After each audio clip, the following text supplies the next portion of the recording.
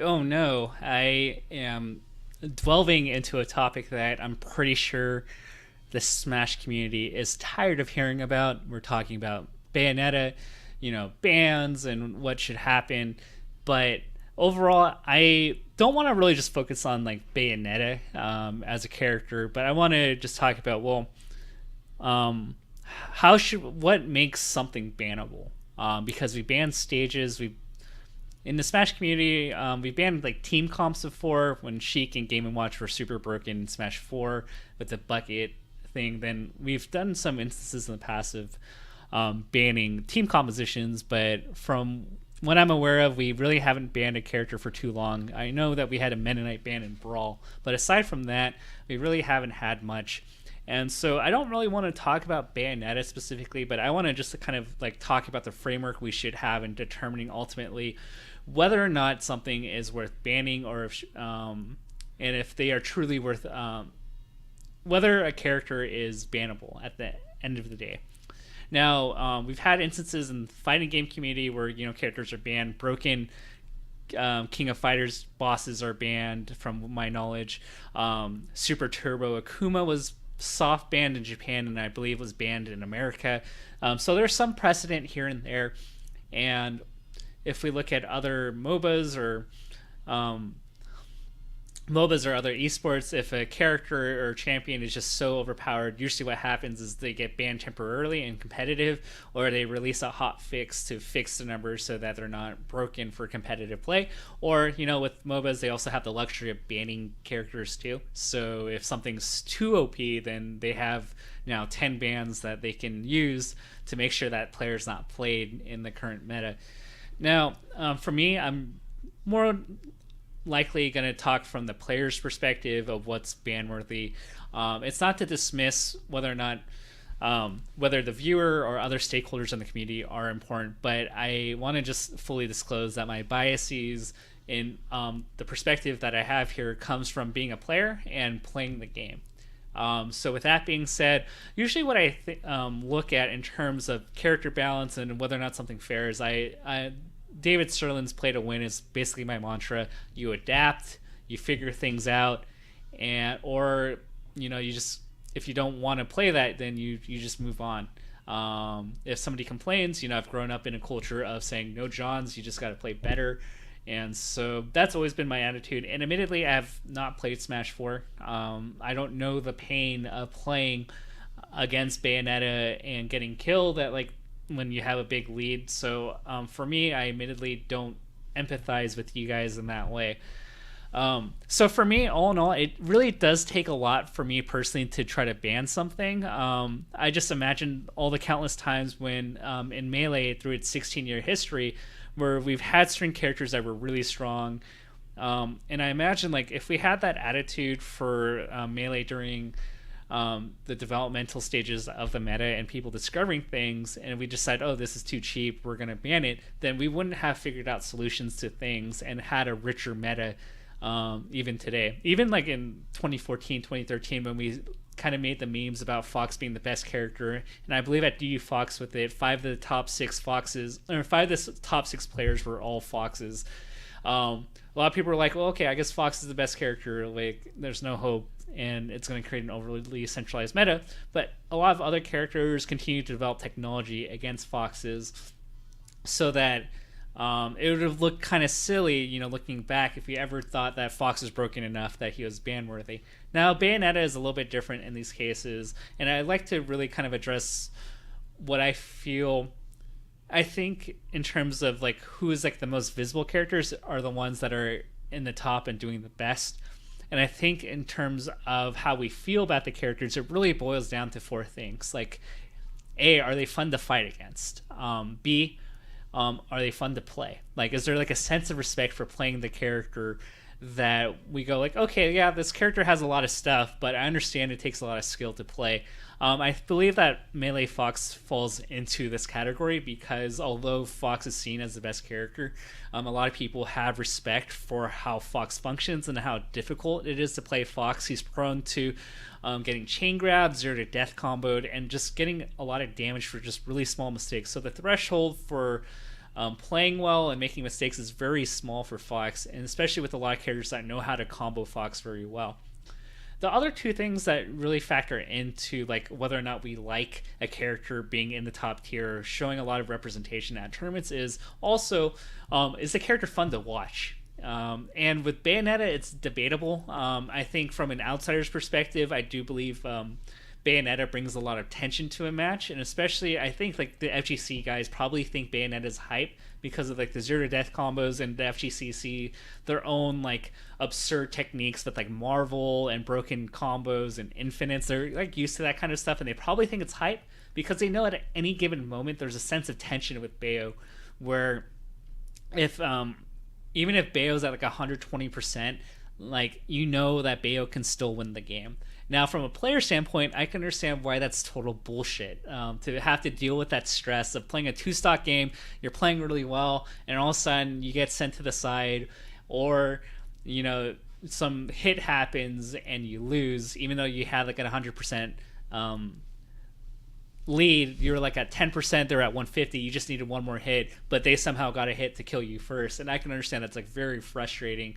And I know for people who are enthusiastic about the game, they can be really jaded and be like, okay, this doesn't feel fair. And I think the last thing is also that's really important is the frequency of how often this character appears in top 8s. And I'll tell you this, whether or not it's Bayo or another character, like I feel that any character that's overrepresented in top 8s at majors is always going to be an issue with the Reddit, the Twitch, the Twitter audiences, because people like variety. And if you even if you have like the coolest character in the game with the coolest mechanics, if you see that and that's like the only thing you see in top 8, like let's say there's a really cool character but 7 out of the top 8 players all play the same character, regardless of who that character is, people are going to have issue with that because it's repetitive. People aren't going to see that as very fun. So even Fox versus Fox in the heyday of 2014, where like everybody seemed to be picking Fox, Hax was picking Fox, everybody was changing to Fox. You know, a lot of people didn't really find it fun because we just saw a lot of Fox dittos and we saw Fox left and right. So I think those are the 4 factors in like watchability. Are they fun to play? Are they fun to fight? Are they fun to watch? And how often do we see this character on screen? With that being said, in terms of if we're going to bring this discussion back to Bayonetta, I don't personally have the statistics, but my gut tells me that Bayonetta is nowhere near the level of representation of Meta Knight in Brawl. If you looked at Marvel vs. Capcom 2 with the top 4 characters in the game, or if you look at Third Strike with Chun and Yoon, I don't think Bayonetta reaches anywhere near that level of representation like it did for those other characters. So for people who are like, oh yeah, Bayonetta is ruining the meta, like there's a high frequency of Bayonetta, I'm not sure of the data per se, but ultimately I do not, unless somebody can prove me wrong, I really don't think Bayonetta is overly represented. So the frequency argument's not there. I think this really comes down to people are fatigued by watching. They don't really feel like it's fair to watch what Bayonetta does on screen off of small mistakes. And I imagine that a lot of low and mid-level players feel very frustrated playing against Bayonetta. I think the closest analogy I can give is a low to mid-level player, like let's say they're just below the Arcadian threshold of being ranked, and they have to suffer week after week playing against ice climbers and getting wobbled for every small mistake. I imagine that could be a very frustrating experience. So overall, when we look at the cases here, there's 2, I think, audiences that feel slighted by the existence of Bayo and the fact that she's not banned. The lower to mid-level players who go to the tournaments, the pot fillers, probably feel very frustrated getting killed at low percentages, and dealing with it and getting eliminated, and it doesn't feel like a fair experience, similar to how wobbling exists in Melee. And I've always just said get good, but I can't really empathize there. So I don't think that reason alone is worth banning. If the low to mid-level players feel like they can't really do much. And there's also the audience, too, that feels like Bayonetta is unfair. I think with those 2 combined, those are probably the 2 most marginalized audiences here within, or marginalized stakeholders within the community that feel cheated by the fact that Bayonetta exists. Now, do I feel like it's a ban worthy in this in light of this? I really do not say so.